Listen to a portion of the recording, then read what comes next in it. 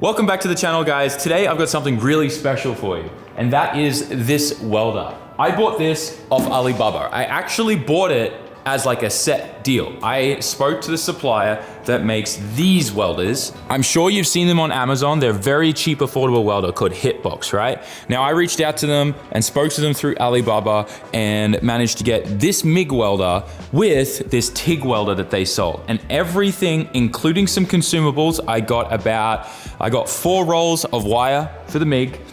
I got a tongue of tungsten and a bunch of spares and stuff for the gun. I forgot to order a pedal though, so we do have a pedal on the way. But all of it was $800 shipped to me here in Japan. They are multi-voltage, so they handle 110 to 220, which is great because in Japan we can have 3-phase 200 volt or single phase 200 volt or single phase 110 or 100, and they work great. I've already been using it a bit and I'm really, really impressed. But is it actually comparative to, say, something really expensive, some of the American brand welders and stuff where like a simple 250 amp TIG is $5,000? I don't know, but we're gonna find out today, and I'm gonna learn how to TIG for the first time, which is gonna be great. And I already know the MIG welder is great. It works fantastic. Actually, I'm really impressed, and I think it's all that someone like me needs. Sure, I would love to get something a little bit more probably refined and user experience wise, maybe better down the line, but for now, it's been working great. So the MIG's good, but is the TIG good? Because I feel like the TIG is the most important thing, and it's what allows you to get those really nice welds, and it's the stuff that people look at, intercooler piping, all of the lobstering and stuff for downpipes and all that kind of stainless, nice coloring and whatnot. But yeah, let's find out today if this is even a good welder and if it was worth saving probably about, I don't know, $4,000 or $5,000 or so. Actually, if you think about the 2 welders I bought, we probably saved like $5,000 or $10,000 if we bought it through like a crazy big brand in the US or something. But let's see if it actually is worth it or not. Ben's here, Loki's here, and we are about to test the welder for the very first time. We're gonna get tigging up in this place. Is that a cringe thing to say? When you say it, everything's cringe, Sam. Yeah. Look, we're making do with what we got here, right? So hopefully this thing works. Yeah, we're learning Chinese. Yep. No, I mean the machine looks all right. This sticker's a little crooked though. I just noticed that. But hey, I mean, if it works, it works. Oh God, I just meant. Damn it, Sam. My OCD's now gonna be okay. It's fine. It's fine. Fixed. So hopefully I wired this right.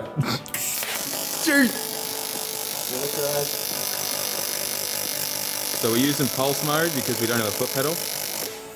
I'll have a look at what it does to the metal. Definitely needs more booster.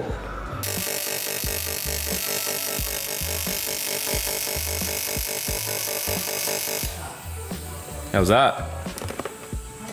That's bad, eh? Yeah, not bad. Much of them. I probably prefer that welder without pulse. Really? Just because we can't, like, once we read the manual and you can control the pulse, the width. Like, that pulse would be fine if we can slow it down a bit, but it's pulsing so fast that we're not really benefiting from the pulse there. Okay. Yeah, that's interesting. Okay, cool. Damn, I'm impressed because this thing's like cheap, like stupid cheap. So if this thing, you don't need the most expensive welder. yeah. Comes down to seat time, I guess, at the end of the day. Yeah, that might be hot, Ben, hey. You never learn those ones as a welder. We ordered gloves. Yeah, we do have gloves. Why didn't we get the gloves? Good news, we actually opened the manual, and now we know how to configure the pulse so that we can change the timing of it. It's amazing what happens when you open the manual. It's actually the controls for it's pretty simple too. It's been kind of nice so far. But yeah, I mean, obviously I'm expecting, like, if I was to get like a $3,000 or $5,000 welder, it's probably gonna be a much nicer user experience. It's gonna be more refined. It's probably gonna be weld a lot better than this. But if this is working and it's working good, like, I'm pretty impressed with these little stacks here. They look really nice, dude. So yeah, I think we're just gonna tidy up. I think you were saying you're gonna change like how it's cleaning with the hertz or something. Yeah, so it's not pumping too much white into it. Yeah, because this isn't particularly dirty metal, so we don't need it cleaning quite so heavily. So it cleans the metal for you while you're welding? Yeah, that's what the AC is doing. So it's kind of how it does its thing. I never even knew that was like a thing. I thought you had to just clean the metal before you welded it. I didn't know that It self definitely makes cleans. a big difference. So, as in, like Ali is all about preparation over actually the welding technique. Yeah, of course. But I just didn't know like there was even cleaning built into it like that. That's super cool. Yeah. It kind of blows out and pushes everything out of the road and gives you a nice little reflective puddle, and that's kind of what you're working on to make it actually weld. Oh, interesting. You can change all that in here to that's why the pulsing and stuff is good, so you can get it to cool the metal down a bit so you don't end up washing these dimes bigger as you go and stuff. Oh, okay, that makes sense. So that helps you keep it like more balanced? Yeah, exactly. So that's the hard part with not using the pulse on alley. When you have like foot pedals can help too, because you can wind. That's when you usually use a foot pedal for alley, because you can wind off as you go, and then wind back on if things aren't melting. But And you're not using a pulse with the pedal, right? It's just permanently on, and you're just going like you're controlling how much amps you're putting into it. Is that it? A lot of people still pulse with the foot Really? pedals and stuff. Again, it's just personal technique. Some guys won't use pulse at all because you learn. A lot of guys won't learn pulse to start. A lot of the guys who do manufacturing welding will pulse, and they it's because the bosses will yell at them because they're matching that pulse. Yeah. Dime, and you Yeah. get around the pipe in a minute, and if you're not keeping up to that sort of pace, so they kind of set them to kind of run at a certain pace and stuff like that. But There you go. It's not as simple as I thought. There's a lot to it. I guess that's what happens when you actually go to welding school. Hey, you learn about all this stuff. yeah, that'd be nice.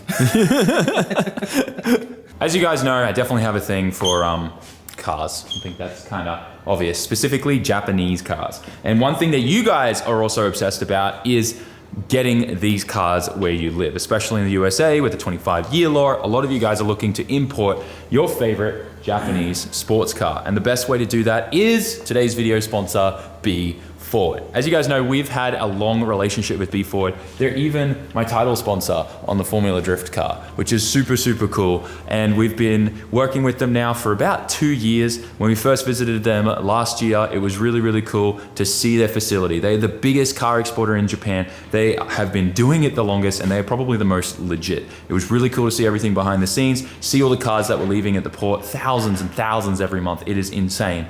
And if you want to go and get your car from Japan, look no forward than B Ford. Take out the middleman and just go straight from them, because you can purchase it, save a ton of money without any kind of crazy prices, and they'll organize everything, ship it to your closest port, and you can pick it up and you're good to go. It's literally that simple. Go to B Ford's website, go check out some cars, see what you can find. If you like something, fill out the inquiry form and let them know that you found out because of me. You can use coupon code SAMMIT. They'll give you $100 off your first car purchase, and they'll also throw in some free gifts with your car as well when it ships over to you. Thank you so much, B Ford, for sponsoring today's video. I'm super excited. Actually, we're working on another special video together soon, so keep an eye out for that. But let's get back to the video, and if you want a car from Japan, it's B Ford.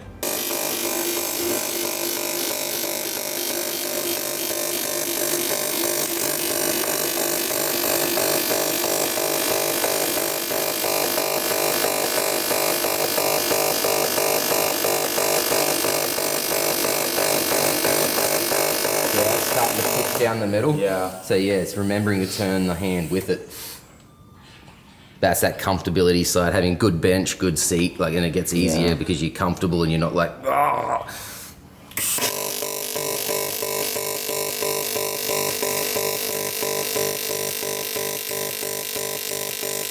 So these are my first TIG welds on this pipe.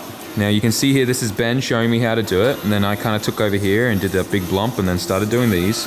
And then this is when I first started and just completely destroyed it. But then I started getting okay. Not too bad, right? Those are Ben's ones there. And then I started doing this. That wasn't too bad at the start. And I think these ones were like my very first TIGs. But then this one is where I'm at. After probably spending, how long would you say, Ben, I was on it? Like 30 minutes? About 30 minutes of seat time. And that was the last one that I did. Obviously a lot to learn, but I'm pretty happy with the progress. I don't know if the camera's struggling for focus, but went from that to that. Not too bad, honestly. I'm pretty impressed.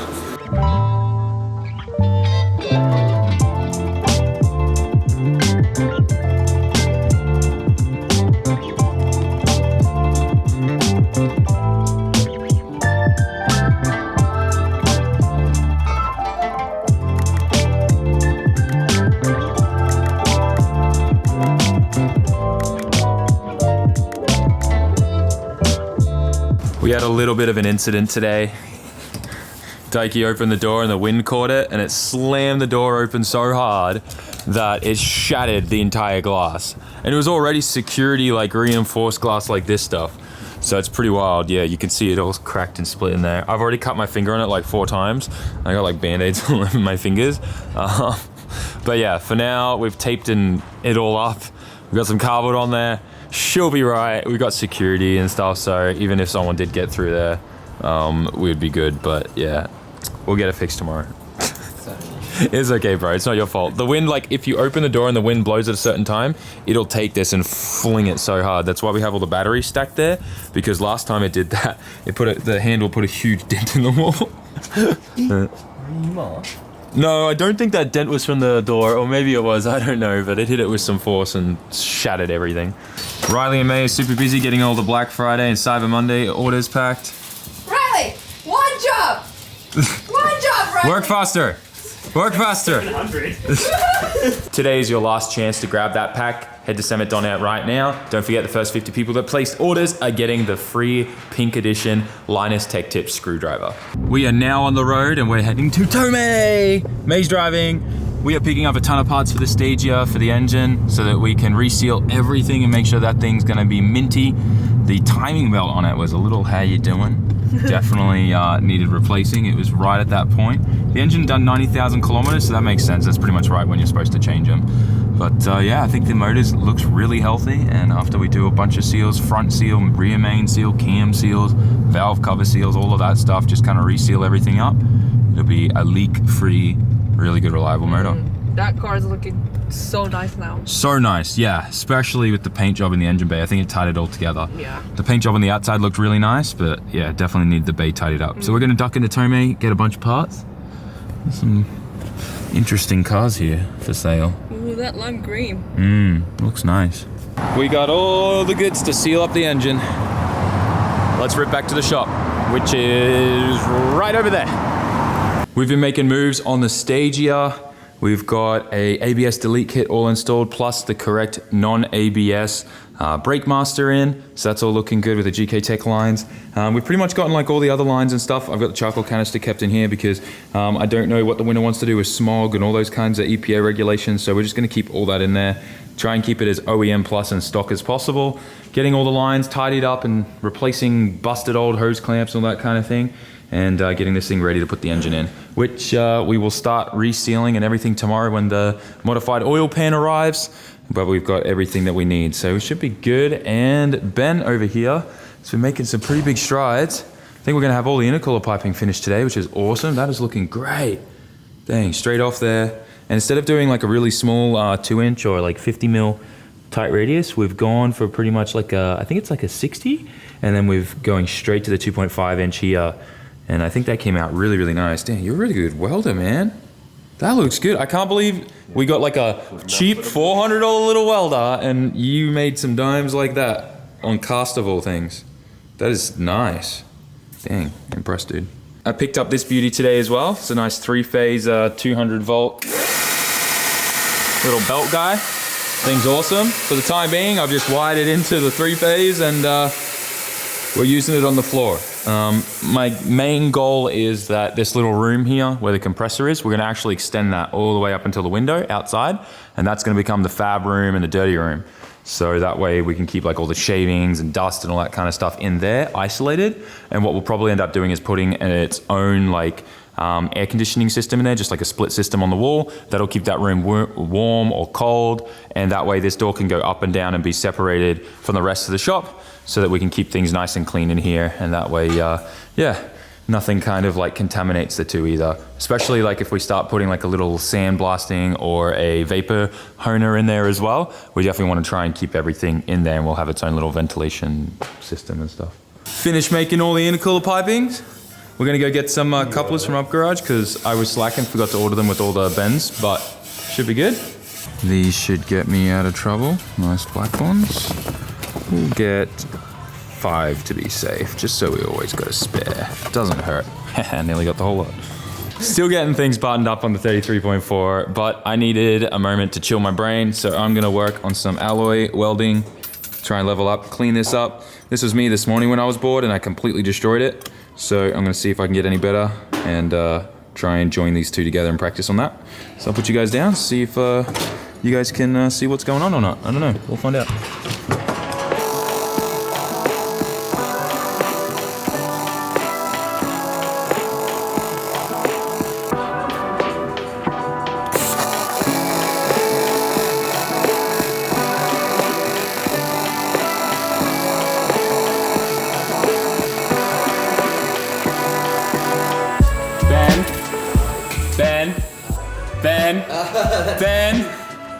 Ben.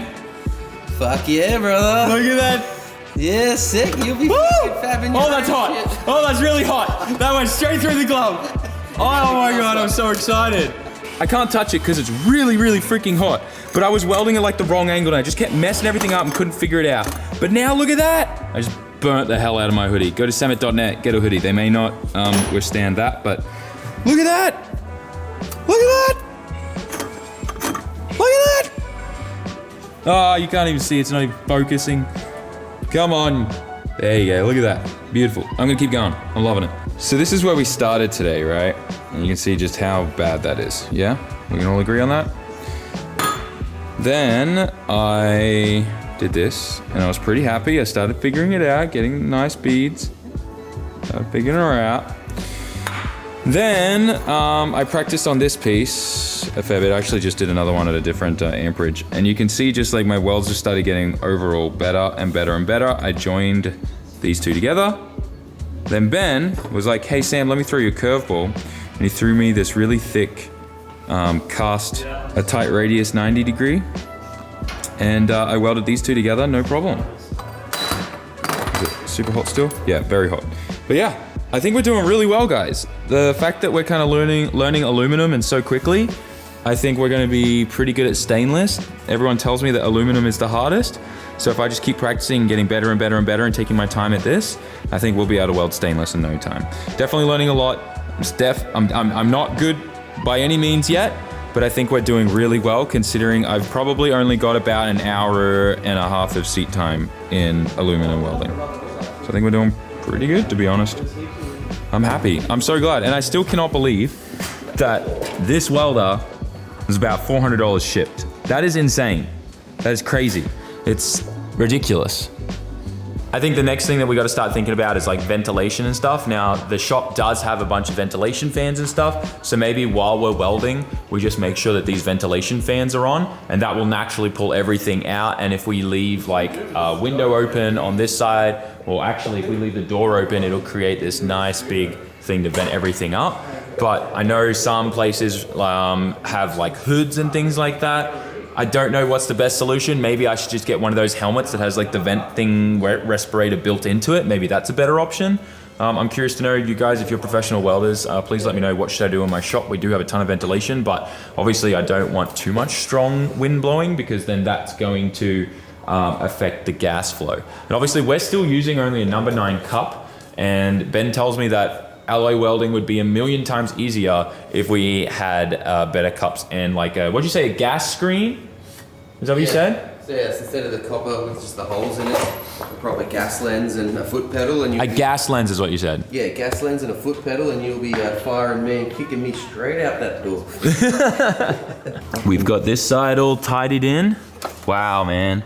This looks amazing. The intercooler piping comes in nice and tight here. Got the oil cooler lines. Wheel doesn't contact them when it comes around. We got the oil filter right here too, which is nice, just like my 15. It's quite nice. And it's all one piece. The only couplers we have on this here and the throttle body. So that's a win. Same over on this side. Oh, look, this side's on too. Let's go! And new power steering's relocated. Oh, yeah? Oh, yeah. We cleared it up. You just kind of bent it out? Yeah, did you get that bung? Remade that. Oh, nice. Reshaped that and... Oh, wow. Yeah, we got the bung for the radiator. Dude, right, get on the welder. Get on the welder, boy. Yeah. We got to make a just like a 3-inch 75 right here to the pod filter, and I think we're done. Ooh, might need 245s or just shorten 25. It up a bit and you'll be. Oh yeah, shorten her up. Mint. Let's do it. We got the belt sander today. Riley on his way home picked up our brand new band saw, which is an old Hitachi unit, and I can't wait till it comes tomorrow, so we'll get to check that out then. But I'm getting so excited about fab stuff. This is kind of stupid. But also, it just means I'm getting older, you know what I mean? You know when you start getting excited about like tools? Like functionality, like things you can actually get stuff done yourself and not have to rely on others. You don't have to be calling on other people and stuff. Yeah. Or as Loki calls it, male croqueting. Male what? Crocheting. Sorry. Crochet. Oh, that's a funny thing. I've never heard anyone say that before.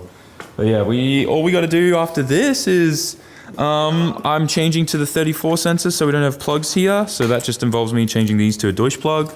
And then a bunch of welding here to make a lot. Oh, stainless steel dump pipe. Forgot about that. That's kind of important. Yeah, we'll get that one done tomorrow. We got all the supplies for that. I got to put a new plug on this for the VCT. I got to run my wires for the IAT and oil pressure and temp sensor and fuel pressure sensor, and we will be ready to roll. We've pretty much got most of the stuff together now. This is our temporary intake pipe. We just put a 45 on there for now. And what my goal is going to be to get a 60 degree, and we're going to make it a little bit longer and tuck it in here, because we definitely want to hear a little bit more dose when this thing surges, because no pod filter life. What? No blow off life is what I meant. No blow off life. But the good news is we can cross off a few things. Oil cooler lines, I just crossed that off before. Intercooler pipes, done. Intake pipe, kind of done for now. We'll take that as a win. We got to do exhaust and slash front pipe slash exhaust. We got to tidy up the harness. We got to pressure test the radiator stuff, and we got to install oil cooler and filter relay. Okay, that's done. Hey, we're done. Yay! And I can actually probably clean that all off now, because now we have whiteboards for everything. Because ADHD life is a real thing. There's so many whiteboards everywhere now. Like, whiteboards everywhere. There's one for even Adam's Subaru, there's one for the FD car, and they're all just sitting on the dash or on the seat, and we just work on everything as we go through. It's like the best thing to do. But, yeah, a little bit of wiring tomorrow. Get to learn to do some stainless tomorrow, I think, which I'm excited about. And, yeah, we should have this thing running. And driving. We have tent tags for this, so we can actually drive this and then get it shuck-end, and we're ready to rip. Oh, man, I'm so excited. I'm still nervous about the hood clearing this though, because it's a 33.4. And this. I took the tight radius 90 off Daiki's old turbo, and I blew up on the dyno. And this has kind of become my shelf of things that have gone wrong with our builds, I guess. I don't know, we'll just sit that there for now. Does it want to stay there? Oh, it does not. Whatever, we'll leave it like that for now, but everything here tells a story. This is really cool. This is off Daigo Saito's comp car, his Supra. This thing sucked in a bunch of rocks and rubber. Pretty much chewed itself to pieces. This core that's seized up and locks up and won't turn, and you've passed that. This is from the Curse 200 SX in Australia. So that's kind of cool to have. This rear housing is off Daiki's car, that front housing is off Daiki's car, and this old core here with the broken parts here is off Daiki's car too. This old little turbine wheel is off the K-Van, the turbo I blew up on the K-Van. I know I have the turbine wheel somewhere for the first turbo I blew up on the 33.4, the stock one. When I find that, that's going on this shelf for sure. So yeah, it's just kind of cool to have all these different like parts here that tell a story. These, my first ever trip to Japan, I bought these. And these were from Up Garage a very long time ago. It's got one of the oldest like Up Garage labels on here. So these are kind of cool. These will probably end up on an engine at some point, something special, Sentimental, or maybe not. They're used obviously, but they're the old classic H-gears cam gears for an RV. And I don't know. I just think there's something special because they remind me of my first ever trip to Japan, which made me realize I definitely wanted to move here. And here we are.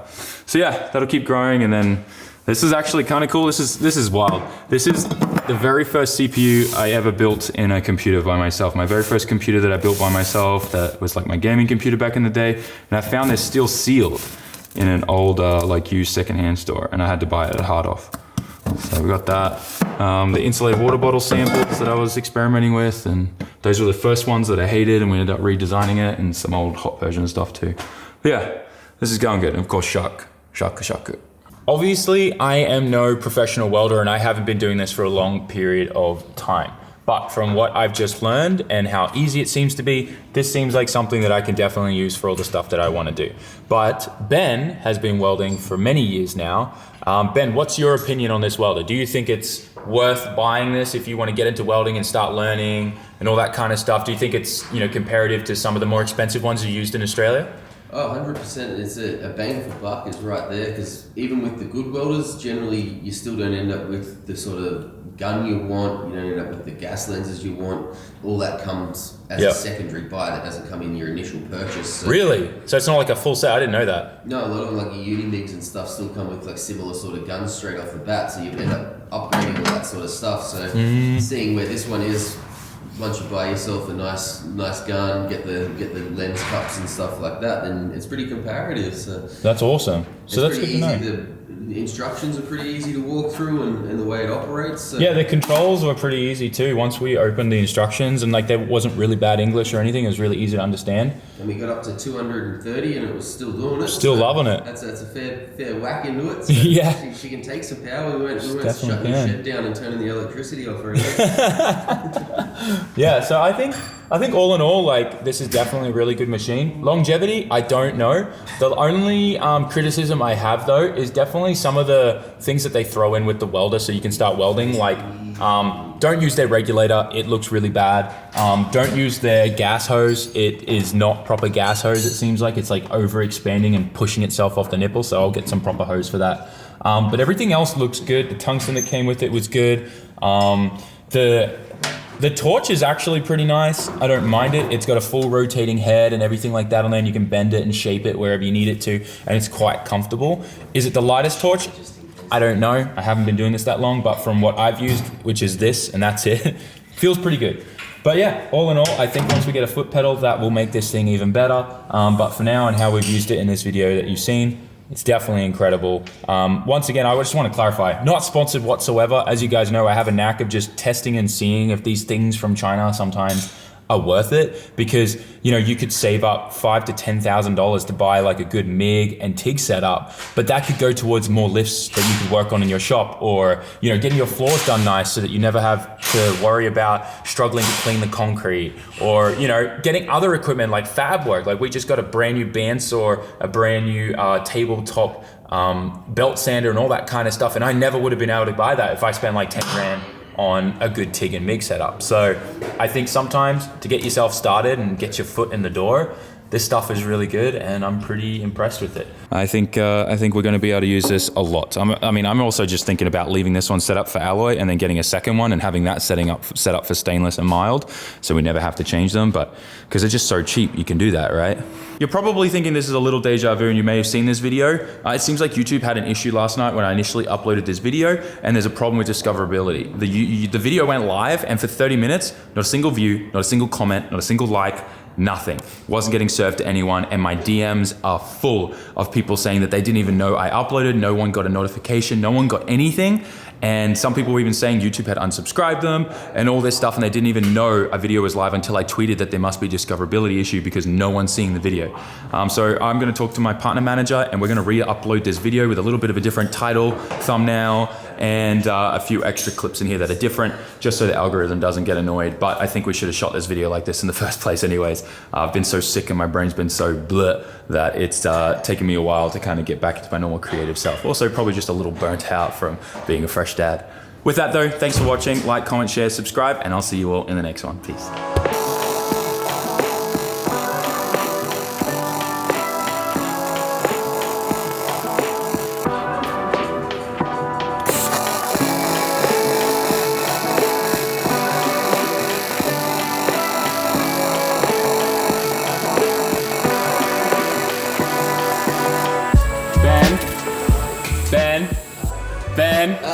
Ben,